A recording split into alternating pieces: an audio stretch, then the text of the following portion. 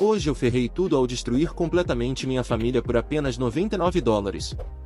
Todos nós temos visto a recente loucura dos testes de DNA e afins, então meu pai e eu decidimos entrar na onda e compramos 2 testes do 23andMe. Recebemos nossos resultados alguns dias atrás e fui para a seção de parentes de DNA para verificar minhas correspondências. No topo, listava meu pai como compartilhando apenas 29,2% de DNA comigo e sendo previsto como meio-irmão, o que é impossível. Isso não fazia sentido para mim, pois também compartilhávamos um haplogrupo paterno e somos muito parecidos, então ele era definitivamente meu pai. Minha prima também tinha feito o teste há um tempo e compartilhava 24,6% comigo, também prevista para ser minha meia-irmã. Supostamente, deveríamos compartilhar cerca de 12%, sendo primos de primeiro grau.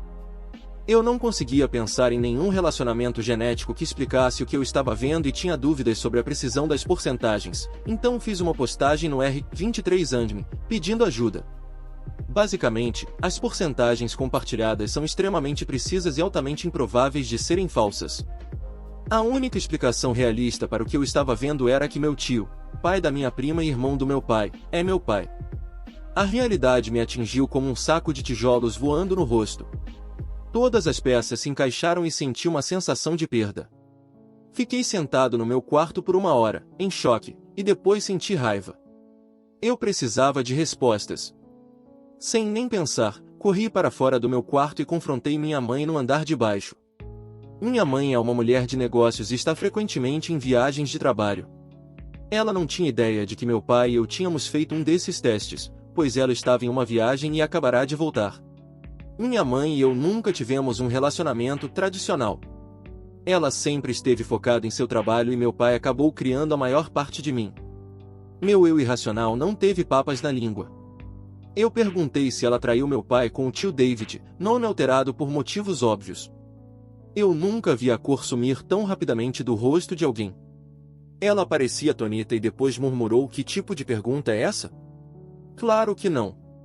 Eu contei tudo, o teste, as porcentagens, correspondências de DNA, tudo. O caos se instalou. Minha mãe caiu chorando no chão, implorando para que eu não contasse ao meu pai. Deixei-a lá e voltei para o meu quarto. Liguei para minha prima, agora meia-irmã, e contei tudo para ela. Ela desligou o telefone gritando. Meu pai, agora tio, então chegou em casa e entrou no meu quarto perguntando o que estava acontecendo com a mãe. Eu também contei tudo para ele. Ele não disse nada depois de se acalmar. Saiu do quarto e eu tranquei a porta. Nas próximas horas, ouvi minha família inteira se despedaçar do lado de fora da minha porta. Meus pais tiveram uma discussão acalorada e meus avós correram para ver o que estava acontecendo. Minha tia e David apareceram pouco depois e tenho quase certeza de que ouvi meu pai e David brigando fisicamente. Caos total. Eu me sinto terrível. Eu sei que não é culpa minha, mas não consigo evitar sentir que tudo isso é por minha causa. Se eu tivesse gasto meu dinheiro de aniversário em outra coisa, nada disso teria acontecido, mas outra parte de mim está aliviada por saber a verdade. Estou com muito medo de sair de casa. Nem sei qual foi o desfecho dessa situação. O único barulho que ouço em casa agora é o ocasional soluço vindo da minha mãe, e tenho certeza de que meu pai saiu de casa. Update sobre destruir minha família por $99. Eventualmente, saí do meu quarto, liguei para o meu pai e ele estava na verdade no hospital com minha avó. Ela não conseguiu lidar com a situação e teve um ataque cardíaco assim que chegou em casa. Eu sabia que minha mãe ainda estava na casa, mas a deixei lá, novamente, sem dizer uma palavra, e fui para o hospital. Cheguei ao hospital, vi minha avó, ela está em condição estável, e então sentei com meu pai para conversar. A primeira coisa que dissemos um ao outro foi que essa situação não mudava nosso relacionamento. Ele ainda era meu pai e eu ainda era seu filho. Recebi a confirmação de que meu pai e David se envolveram em uma briga. Meu pai me disse que deu uma surra nele. Minha mãe disse a meu pai que estava bêbada e que David a estuprou. A única razão pela qual ela não contou a ninguém foi o medo de destruir a família do meu pai. Meu pai então sugeriu ir à polícia. Ela recusou e começou a mudar um pouco a história, o que fez meu pai duvidar de sua afirmação. Foi quando David e todos os outros apareceram. David alegou que minha mãe estava mentindo para se proteger, e que eles tiveram relações sexuais consensuais. Até agora, meu pai e eu não temos ideia em quem acreditar. Ele diz que sempre teve boas relações com minha mãe e David. Ele não tem certeza do que fazer. A esposa de David está pedindo divórcio, já que isso aconteceu depois que eles se casaram. Minha prima está se segurando bem, embora ainda esteja muito abalada.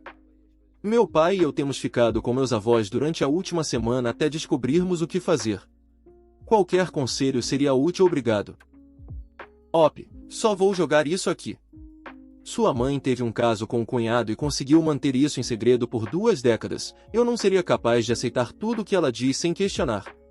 Agora vem a parte pesada que vai te atingir mais cedo ou mais tarde, e sinto muito. A reação imediata dela foi acusar seu tio de estupro para se proteger, o que significa que ela se preocupa menos em você saber que você nasceu de um estupro do que a família toda saber que ela teve uma relação bêbada com o cunhado, 20 anos atrás. Quando as coisas se acalmarem um pouco, você começará a juntar as peças e provavelmente conseguirá descobrir quem está dizendo a verdade. Outra coisa a considerar é que ela provavelmente não sabia qual dos 2 homens era seu pai biológico. Seu pai nunca teve problemas em saber que você era filho dele, mas isso só é verdade porque ele também estava tendo um relacionamento com ela. Ela esperava nunca ser descoberta, e até os testes de DNA vendidos em farmácias estarem disponíveis, isso não teria sido possível. Nunca, jamais se culpe, e não aceite qualquer bobagem que algum membro da família possa tentar jogar em você, incluindo ela. Você estava curioso sobre seus antepassados. Ela teve um caso com um cunhado, grande diferença. Você não traiu ninguém e não tinha ideia de que você e o resto da família foram vítimas de mentirosos. Não pense que estou absolvendo seu querido tio de culpa.